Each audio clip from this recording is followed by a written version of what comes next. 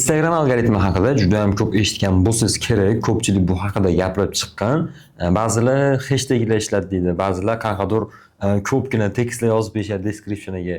Ba'zilar bo'lsa trendiy muzikalarni ishlatsang, sani videoning rekka chiqish ehtimoli oshadi deyshadi. Bugun sizlar bilan tajribamdan o'tgan va juda ham ko'p o'rganishlarim natijasida o'rganib chiqqan bilimlarimni sizlarga o'rgatmoqchiman. Bu content marketing kursini birinchi darsi. Content marketing bo'yicha o'zimni bilimlarimni sizlar bilan ulashmoqchiman. Ideya qilishdan tortib, ssenariy yozish va shu content marketingda nimalar kerak bo'ladigan bo'lsa, barchasini sizlarga tizimli ravishda o'rgatib boraman. Sizlar bilan birinchi navbatda shu Instagram algoritmi qanaqa ishlashini ko'rib chiqishni afzal deb bildim, chunki qanaqa ideya qilmoqchi bo'lsangiz ham, ssenariy qilmoqchi bo'lsangiz ham baribir uni Instagram algoritmiga mos ravishda tuzishingiz kerak bo'ladi.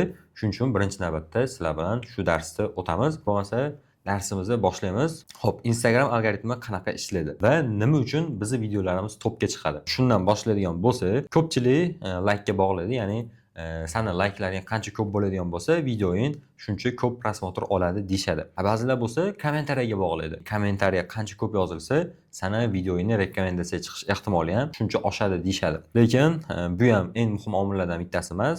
Yaqinda bo'lsa, videolarda chiqdi, reelslarda, ya'ni qancha sizni videoyingizni saqlanib qilishsa, shuncha videoyingiz rekomendatsiya chiqish ehtimoli ortadi deb, bu ham yordam beradi. Kommentariya, like va share qilish ham bizga yordam beradi video rekomendatsiya chiqishiga, lekin bular eng muhim omillardan biri emas.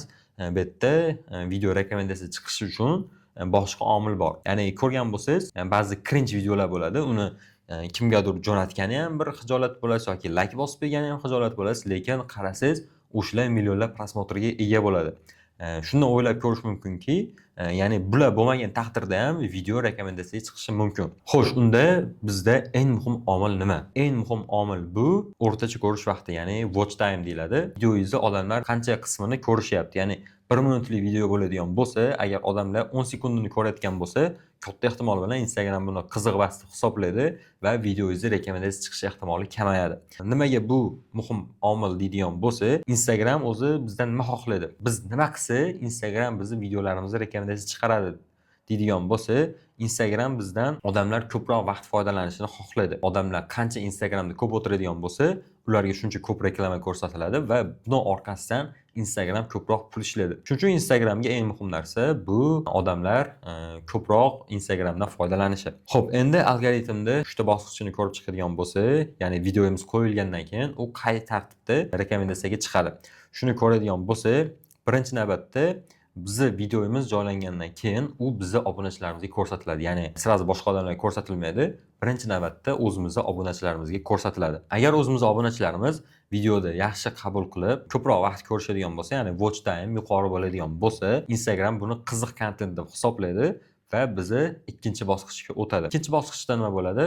Boshqa odamlarga ko'rsatadi, ya'ni obunachilaringizga o'xshash, ya'ni obunachilaringizni qiziqishlari bilan qiziqishi o'xshash bo'lgan odamlarga ko'rsatadi va agar bunda ham o'sha odamlar videoyingizga qiziqib, o'sha videoyingizni uzoq vaqt ko'rishadigan bo'lsa, Instagram buni qiziq kontent deb hisoblaydi.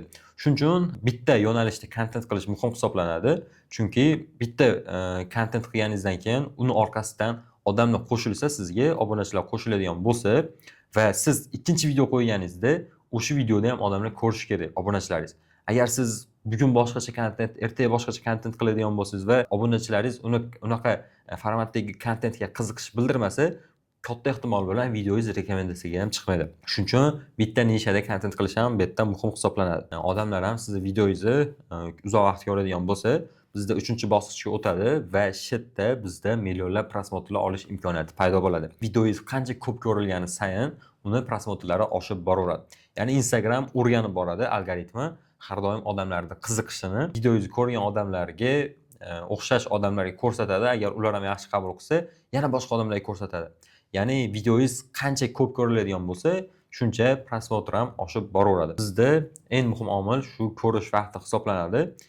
Hech qanaqa like emas, o'sha aytganimdek, cringe videolar ham ba'zida ko'rgan bo'lsalaring millionlab prosmotrlar oladi, lekin u videolarga qarasangiz, na bir like bo'ladi, na bir qanaqadir kачество, na bir profilini qandaydir настройка qilgan bo'ladi va odamlar haligi cringe videoni ko'ravergani sayin video ham shuncha rekomendatsiyaga chiqib boraveradi. Ya'ni ba'zida o'zimiz ham qiziqib ko'ramizda cringe videolarni. Nima bo'lar ekan oxirida deb. Shuning uchun ham u videolar rekomendatsiyaga chiqib ketaveradi. Xo'p, endi bu rekomendatsiyaga chiqish bo'yicha boshqa darslarimiz bor. Ya'ni watch time'da o'rtacha ko'rish vaqtini qanaqa qilib oshirish mumkin, qanaqa qilib videolarimizni rekomendatsiyaga chiqarishimiz mumkin. Shu haqida keyingi darslarda gaplashib o'tamiz.